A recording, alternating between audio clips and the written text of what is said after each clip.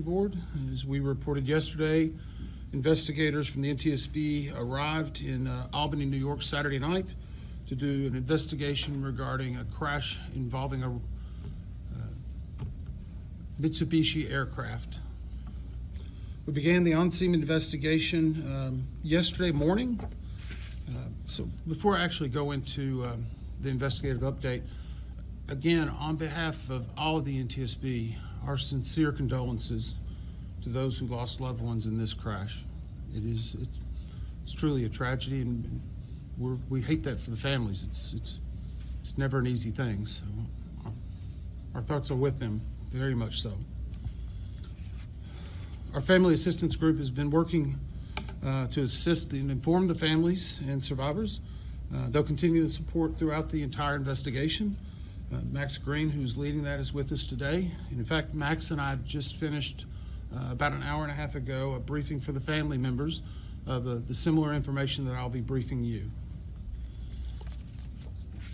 We want to go into a little bit more, since this is our second day of the explanation of the NTSB's process and parties. We've been using this practice for about 30 years. We offer the party status to those government agencies, individuals, operators, government officials that may have experience or been a part of this accident. We conducted a organizational meeting, as we said yesterday, and established the parties. They are primarily the same in that it's Honeywell, the engine manufacturer, the Federal Aviation Administration, NACTA, which represents the air traffic controllers, and we also have one clarification. Due to the Mitsubishi aircraft being manufactured in Japan under the International Civil Aviation Operators, Annex 13, we offer accredited status to the Japanese Safety Board to be a party to this investigation, and through that accredited status, the manufacturer, Mitsubishi, will be considered a technical representative to the overall party structure. It's a small nuance, but we wanted to clear that up from yesterday to make sure we had the right language. We began to put together a multidisciplinary set of groups to investigate every accident of this investigation. The team is being led by Albert Nixon, who is here with me now as the investigator in charge. Albert is a 12-year veteran of the NTSB and over 30 years in aviation in general. He's out of our Phoenix office. He's also a certified airline transport pilot, one of the higher ratings. So he's been pulling together a really good team to help us work through this. To give you a little bit of update about what we've been doing and how we've been doing that. As of this afternoon, we've had our drone and UAS team in. They've done a full aerial view and mapping of the entire wreckage location and the surrounding area. They completed those activities about 2 hours ago.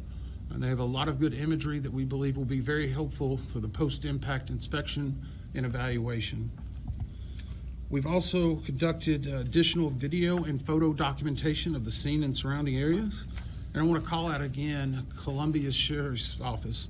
They provided us with over 1,000 images post-impact of what occurred and how the plane was found. That will be very helpful for us, as some of the items in the wreckage had to be moved for the extraction of the passengers.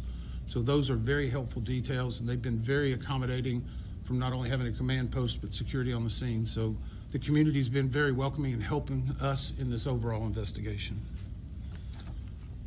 We brought in a team of air traffic control specialists who have assembled. They've begun interviews. They're doing those interviews in the Albany Air Traffic Control Tower, which was controlling the aircraft at the time.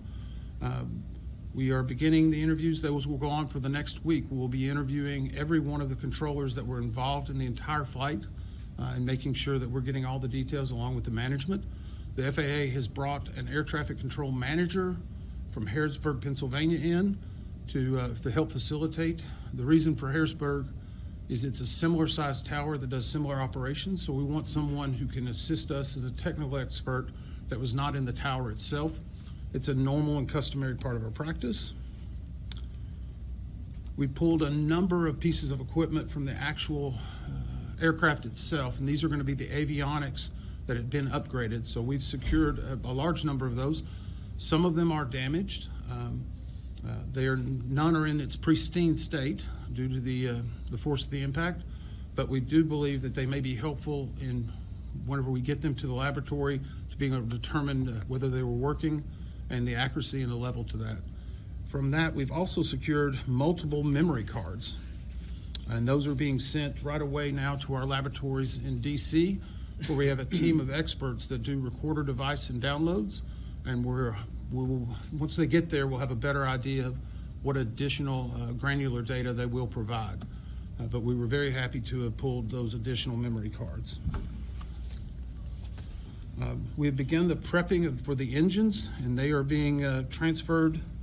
They will ultimately be torn down in Phoenix, Arizona. And so we anticipate a full tear down of both of the engines, and Honeywell obviously is working with us very closely on that. Aircraft recovery experts have arrived on scene. They arrived a few hours ago. They're currently working on the extraction of the aircraft itself. We anticipate this will be concluded by tomorrow evening, at which point the wreckage will all be moved to a secure facility in Massachusetts, where part of our team will relocate in order to do a more thorough examination of the aircraft itself and the structure. We've also received from the FAA ADSB data. This is Automated Detection Surveillance Broadcast. It's commonly referred to as ADSB. We have received that data from the FAA, and it gives us a much greater fidelity of information regarding altitude, speed, location, trajectory. It will be overlaid with a number of the other parts of our investigation, including the air traffic control radar information. As part of the FAA review, we will also be doing video replays of the actual ATC, or air traffic control scopes, that were being seen at the time. And we'll also be looking at the low altitude alert that was presented to the air traffic controller screen that we mentioned yesterday. Here's a few things that we know about the actual flight itself. For this aircraft, it was the second flight of that day. It had taken off at 9:30 a.m. Eastern Daylight Time from Norwood Memorial and arrived at White Plains at 10:19 a.m. It then departed White Plains at 11:34 en route to Columbia Airport before it was lost on air traffic controller screens and subsequently found in a post-impact crash. We're at the location that we found it. Automated weather at Columbia Airport was recorded 4 minutes prior to the actual accident. And I'm going to make sure I clarify this. It was at the airport. The crash scene is approximately 10 miles from the airport. So there can be a slight variance between the airport and what was experienced at the crash scene, but it would be fairly consistent. And we're actually going back out and looking at other reporting stations en route to make sure we're providing the best investigative picture of all the information. Automated weather at the Columbia Airport 4 minutes before the crash indicated a minimum ceiling of 400 feet AGL, wind from 10 degrees at 8 knots, a temperature of 37 degrees with a dew point of 36 degrees Fahrenheit. Relative humidity was 93%. Now, what we can say is weather was, at that time, what we consider to be deteriorating. And I mentioned the ceiling at the airport being 400 AGL. That's above ground level. At 400 feet AGL for that approach at that airport, it would be the minimum for a landing under an IFR, or instrument flight approach. So at 400 feet, the altitude would be the absolute minimum, 400 feet ceiling would be the minimum for that type of landing on that approach at that time. We have reviewed some of the records regarding the pilot of this aircraft. And if you look at the Mitsubishi series, you may notice that this type of plane requires additional training beyond just a normal FAA private pilot's license. We're reviewing all details regarding that pilot and the licensing, all the inspections, all the check rides. But for this specific aircraft, additional training was required to operate it. The training was completed and the pilot was proficient. It was completed on October 8th of 2024. Our teams have been working around the clock to try to gather this information and put together the facts that will help us determine what caused this accident, and of course help prevent such tragedies from happening again. Now I'm going to ask the IAC to come forward and tell you a little bit about some of the working groups that he started to establish that will ultimately lead to the investigative report. As mentioned, for the investigative update, we formed several teams. The first is a weather team, and obviously, as you mentioned with the weather, they're gathering all the pertinent weather data from the National Weather Service for the accident. Previously mentioned, we also have an ATC team here, plan to be here all week. I think you talked a little bit about it already, but their role is the reconstruction and review of the air traffic control services provided to the accident aircraft, obviously. And this includes flight track, surveillance, radar, ADSB, etc. And any communications with ATC.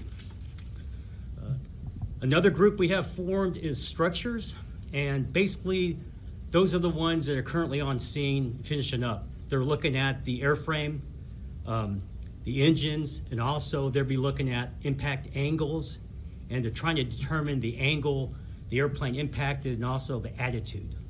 So that's being worked as we speak. And finally, power plants, the engines. We mentioned where they're going ultimately, but obviously they'll be looking at the engines and propellers and all the accessories associated with the engine. Thank you, Albert. So these, as I said, they've been working around the clock. As to our schedule going forward on the investigation, we're working closely with not only the parties to gather that principal evidence and key measurements to expedite on our on-scene activities. Our goal while we are here is to collect all perishable evidence that can be stored for later examination and evaluation. Once that is concluded, the team will wrap up in the area. We anticipate being in the area, we believe, another 5 days, depending upon weather and what we find. However, if we need to stay longer, we will. If we need to bring people back at another point, we will. But we feel comfortable with where we're at currently in obtaining that perishable evidence. We've made good progress today and yesterday, and it's still very early. Our objective is not just to find out what happened, but why it happened, so we can make recommendations so this does not happen again. We're not going to be speculating about what may have caused the accident. We hope to have the preliminary report out in 30 days and the final report in 12 to 24 months. However, I do want to stress, if we find a pressing need, we have no problem issuing an urgent safety recommendation before then. The NTSB has had a history. In fact, we did a similar urgent safety recommendation. I was the board member for the DCA crash. Once we found information that we thought needed to be corrected immediately, we will make that urgent safety recommendation to either a manufacturer or to an organization or a regulatory authority. So we hope to have the investigative report in 12 to 24 days. We will be sending out, as I said, the preliminary report. It'll have the facts of the accident itself, more information that we've pulled together regarding additional reports. This will also be probably our last media briefing on site, because at this point we know where we're kind of going with the investigation and feel comfortable with where we're at. I'm going to stress again, we ask anyone that has any information regarding this, and I mentioned yesterday door cams or ring doorbells, things like that. We don't believe, because of the post-accident or the accident video, we don't believe that there would be any reason, but even if someone finds a little piece of something in their yard that may not look right, please contact us. And the email address is witness@ntsb.gov. That email address is witness@ntsb.gov. if you think that you have any evidence or any information that could assist in this investigation. Those tips and clues are usually very helpful for us. Since this will be our last briefing, I also wanted to call out the first responders who were there, and they did a really amazing job considering not only the notification but the conditions. There's a lot of jet fuel that is in that area. I know a lot of us had to decontaminate 3 times yesterday in a wash bay, and so they were really working very hard, and we're very appreciative of their efforts. Those are really truly unsung heroes of your community. Those first responders who were involved in the initial response were the Columbia County Sheriff's Office, the New York State Police, the Community Rescue Squad, the Craryville Fire Department, the Hillsdale Fire Department, the Columbia County Fire Coordinator's Office, Columbia County Coroner's Office, the New York State DEC Spill Response, Greenport Rescue, and I would also like to mention the school systems in Columbia where they've allowed us to use as one of their facilities in their wash bays as we've been doing some of our meetings, and also LifeNet. The Sheriff's Office and others were hopeful enough that they actually had an air transport on call if necessary for this incident. It ultimately was not needed, but we were appreciative of everything they did. So with that, we're going to try to take some questions and hopefully get some answers for any information you may need. I ask that you just tell us who you are and from what outlet you come from. Yes, sir. We asked last time about the airworthiness ticket that was first in 1985 and then it was updated in 1995. More information is usually only done if there's something significant that happens, if a crash or anything like that. Can you give us any insight into that airworthiness ticket today? So the question was about airworthiness ticket, and we did take that back, and we've had a discussion with the Mitsubishi representative.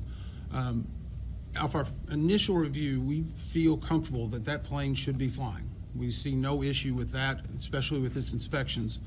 We do know that occasionally when an airworthiness ticket is opened up at an original delivery, it sometimes creates one airworthiness certificate, and sometimes you can have either a major upgrade or a change in the aircraft. It can be several other reasons. So one of the other things that we're actually doing is going back through every maintenance record for the entire life of that aircraft. We're pulling together every inspection. We will most likely talk to anyone who did work on that plane recently. We will also talk to anyone who may have done any check rides or anything in regard to follow-up maintenance on it. But we are feeling good about the specificity of the information we're receiving. Because of the sale that occurred last year, there was a lot of updated information, and there were several reviews from different regulatory authorities. So I appreciate it. Other questions? Yes, sir? You mentioned that the pilot would need additional certification in order to fly a plane like this. If you can go into a little bit more details about what type of certification that's needed, or what type of training or education that's needed. So the question is about basically additional training regarding this type of aircraft. The Mitsubishi, this is a twin propeller turboprop. It is what operates what I would say at a very high speed, close to jet speed. So it's a very agile, high performance type of plane, even though it's registered as a turboprop. Over the course of investigations, the NTSB has found and made recommendations, specifically making sure that an operator has an additional level of expertise beyond just a standard private pilot's license and possibly a certification under, say, a piston single engine. And so through those recommendations and working with industry and regulators, that is now a requirement for that additional training. I believe it's around 8 to 10 hours specifically to that aircraft, but we do know that we verified that this owner and operator, and we have confirmed the owner is the same person as the operator, that this owner and operator went through that training and was fully certified to be on that aircraft and flying it. Follow? Yes, sir. 8 to 10 hours of flying time? So the question was 8 to 10 hours of flying time. I don't know the specifics of that. I know it's specific to that airplane and that air structure. I don't have that training curriculum at that time. I do know that it was, as I said, a suggestion from the NTSB and others, and that we closed that recommendation acceptable. So we felt comfortable with the action that was taken by the manufacturer and the regulator to ensure that the training would be adequate for that type of aircraft. Other questions? Yes, ma'am. Mm-hmm. Question about the year of manufacture, 1985, and then the year that it was certified to be safe to fly was 1995. Anthony touched on this. Is it normal for there to be a 10-year gap between that time, and then also that you said it should have been flying fine and there could have been major upgrades or changes? Is it normal for there to be a 10-year gap for all of that? So the question exists about some records that show 1985 versus 1995. I would say we're digging into that further based on the question, but I would say this, with airworthiness certificates, there can be sometimes events that change it after a 10-year period that may say it needs a different or a new airworthiness certificate. You could have in this model, you could have a major modification change, such as the propellers. The propellers are a very specific and unique thing that could change the airframe itself. We will, as part of our investigative process, we will obviously be looking at that, every maintenance record. So right now, we don't see information that would lead us to the fact it was not airworthy at that moment, but the history of the aircraft, along with the history of the pilot, what they were doing 72 hours before, what the air traffic controllers were doing, all of that will be a part of that investigative report that will ultimately come out, and it'll be a part, while it's not in the investigative report, it will be a part of the docket that will be released publicly. One of the main things we want to do is be as transparent as possible with all of our investigative material. It's important that the public have trust in the investigative process, and that we've not only ruled in, but ruled out everything that could have been a contributing factor to this accident. Yes, sir. Sean Kavanaugh, CBS 6 News. Do you have any information on how often this plane was flown? The question was the amount of usage. We are pulling those records, and I would say in the amount that this plane was flown could be a relative term. Some people may use a plane every day. Some people may use it once a week. Some people once a month. The reason why we wanted to indicate it was the second flight of the day, it may be helpful to our investigators in regard to not only condition, but startup from the previous flight that may have occurred. And so we have an idea if there was a storage issue, possibly there was movement damage, or that something is fluid leak. Those things factor into, but that's one of the reasons why we wanted to offer the second flight of the day and the timing of that. Obviously, no reported problems during the first flight that we know of at this time, but we will be talking to that, and that's also, we've talked to the FBO operator, the fixed-base operator, where the plane landed and took out from at White Plains. That is how we initially identified the 6 people that were on board from video of them actually getting on the plane prior to the crash. Additional questions? Yes, ma'am. Have you guys obtained any screenshot videos as of yet, or any sort of videos or tips from the public about this crash? The question was about additional videos or tips, and I don't believe so. I was looking to the IAC to confirm. I know we have had the one video we had from a general location. The way that works is whenever people reach out to our witness at ntsb.gov, there's a certain clearance process to make sure that it's valid information and worthy of ours. And I got to admit, 24 hours a day. It was a late night last night. It was the early morning. So those typically filter to us from our response operations center, and there may be a little bit of a small lag time. I know the investigator in charge mentioned he's got about 12 phone calls to return just from this morning. So I don't know if we have anything yet, but we're very appreciative. It's very often that those tips are very helpful for us. They help paint a better picture. So that's the reason why we try to reach out to as many people as we can. I will again stress, we don't believe that there's anything based on the one video we have that there was any type of mid-air breakup. But if someone does find a piece of debris, most aircraft parts typically have some form of serial number on them. If you were to find anything in that general area within a 5 or 10 mile radius as you're going through, I'll go back to the Alaska 1282 investigation we did with the door plug. It was found in someone's yard later that day. Those things, you never can tell when they will pop up. So we want to try to get that witness in ntsb.gov email address in case someone would find something in the future. Anything else? Roger Hennigan, Gilson Times Union. The one camera, the images you have from that, would you be able to say where it was being shot from, and does it have like a wide angle, or does it just capture like part or the end of the impact? So the question is about the video again, and this was, it's an important part because it's helping us. Again, it was in a close vicinity of the crash. The exact frames per second, I would say, cause a little bit of a skipping. You can see the initial plane come into the frame, and then there's a good clear image of what I would call the profile, the full profile. If you can imagine seeing a picture of a plane on the side through a certain angle, you're only seeing that side. You're not able to see everything across it.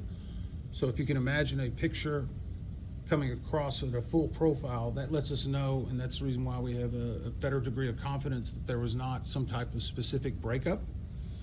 And so that picture actually helped us.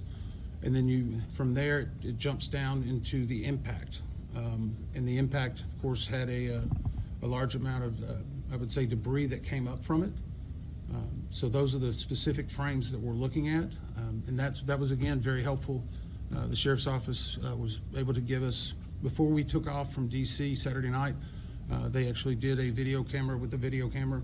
We actually flew in one of our people from our CIO's office, an IT specialist, specifically to help us with this, but more importantly, they were at the location whenever we were able to obtain the actual master copy.